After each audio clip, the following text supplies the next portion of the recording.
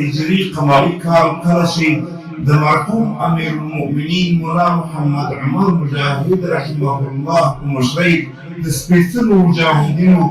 د هلو ځلو او قربانیو په نتیجه کې اسلامي امارت منځته راغی او د یوې پېړۍ سختو ناکالو وروسته په دې مظلومه خاوره یو سوچه اسلامي او شرعي نظام حاکم شو. دا هغه سپېڅلی اسلامي نظام و چې د انګریز، چنګیز، شرقي استعمار او د هغه له غلامانو راپاتې شر او فساد، داخلي جنګونو، قسما قسم ناخوالو، ظلمونو، پاټکونو او ملوکو طوایفي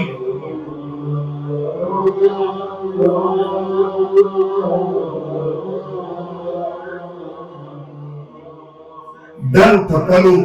د ټغر د توړولو لپاره منځته راغی. هغه امارت چې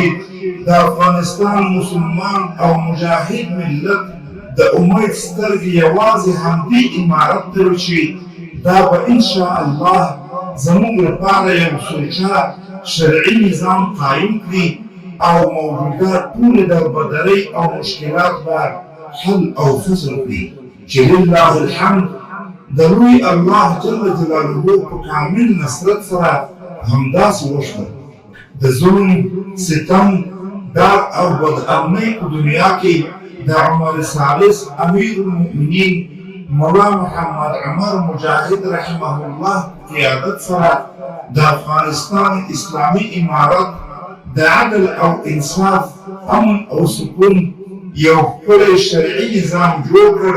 او د افغانستان پاکه خاوره یې سپین کلمهدار بیرغ ورپاوه. داسې مثالي شرعي نظام چې د اسلام دښمنانو یهودو او نصاراو په لاس د عثماني خلافت له پرځېدو راوروسته څو پېړۍ بیا چا په سترګو نه و لیدلی. هغه رحمه الله په 15مه پېړۍ کې عام د صحابه کرامو دور راژوندی کړ، خو متاسفانه د اسلام ابدي دښمنانو چې د اسلامي شریعت څخه سخته کرکه او ورسره عناد لري د 11 سپتمبر بهانه جوړه او د نړۍ د ټولو قوانینو خلاف یې زموږ په بې دفاع او مظلوم هېواد په ډېره بېشرمانه توګه تېری وکړ او د وخت ستر فرعون بوش ټولې نړۍ ته خبر ورکړ چې یا زموږ سره ودرېږئ او یا د ده په اصطلاح له تروریستانو یعنې مسلمانانو سره. بیا یې په واضح ډول وویل چې دا یو صلیبي جنګ دی.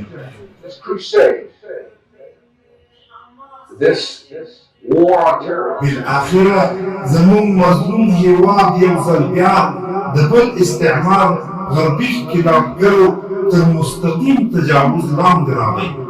له خدایه باغي او سرکش نړیوال قوتونه په مسلسل ډول په دې بوخت دي چې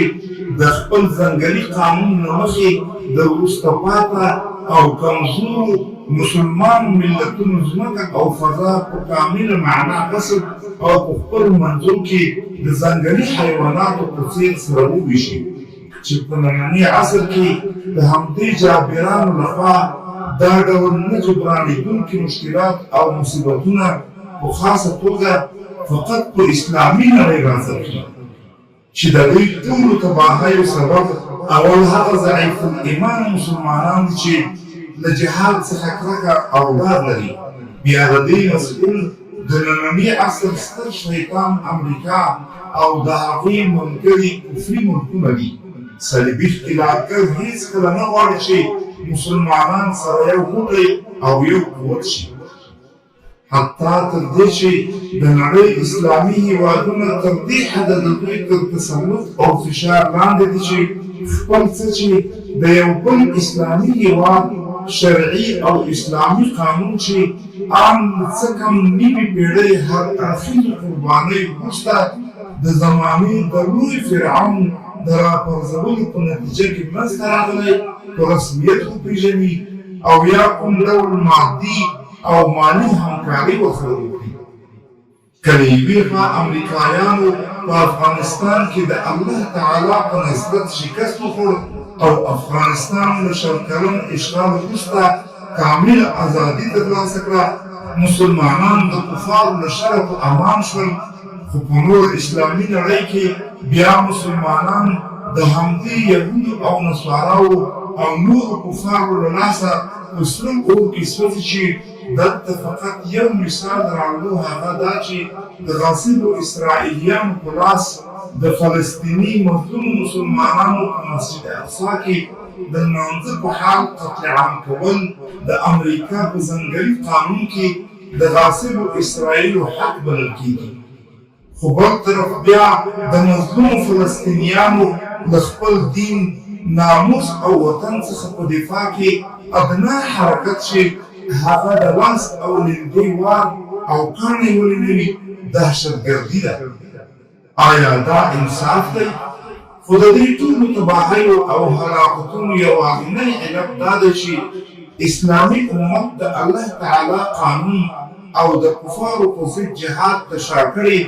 او د ذلت او بزدلۍ لاره یې نیولې ده. دې بزدله مسلمانو حاکمانو ته فقط د اسلام نوم ورپاتې دی او بس. خو کله چې په دې اسلامي ملتونو کې د اسلام پتنګان را پیدا شوي او په خپل هیواد کې د اسلامي نظام د حاکمیت لپاره هلې ځلې شروع نو بیا نه یوازې په نوم مسلمان واکمن ترې وېرېدلی، بلکې په شرقي او غربي کراکړو یې زلزله راوستلې ده. داسې زلزله چې هغوی یې مجبور کړي تر څو په دې اسلامي هېوادونو کې د اسلامي ازادۍ غږ چې دې طاغوتي نظامونو ته د خطر زنګ دی په هر قیمت چې کېږي په ستوني کې ورخفه کړي چې زموږ مظلوم هېواد د دې ستر حقیقت شاهد دی. ځکه تر کومه چې د افغانستان پاکه او اسلامي خاوره د امریکا د لسګونو غلامانو په لاس کې وه او د دې مظلوم ملت په ستوني یې د خپلې دیکتاتورۍ منګولې خښې کړې وې، تر هغه وخته پورې کفري نړۍ هم مطمئنه وه. خو کوم وخت چې دلته د دې هېواد اصیلو او مجاهدو بچیانو د نظام واګې په لاس کې واخیستې او یو سوچه اسلامي او شرعي نظام یې جوړ کړ، نو استعماري قوتونو یو ځل بیا د سخت خطر احساس وکړ.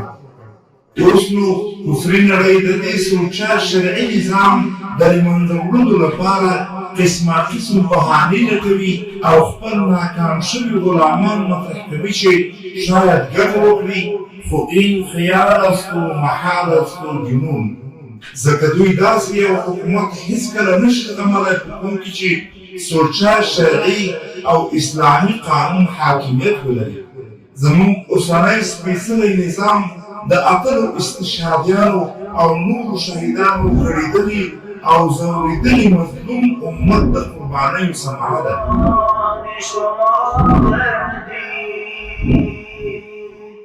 چون شمع وجودی ما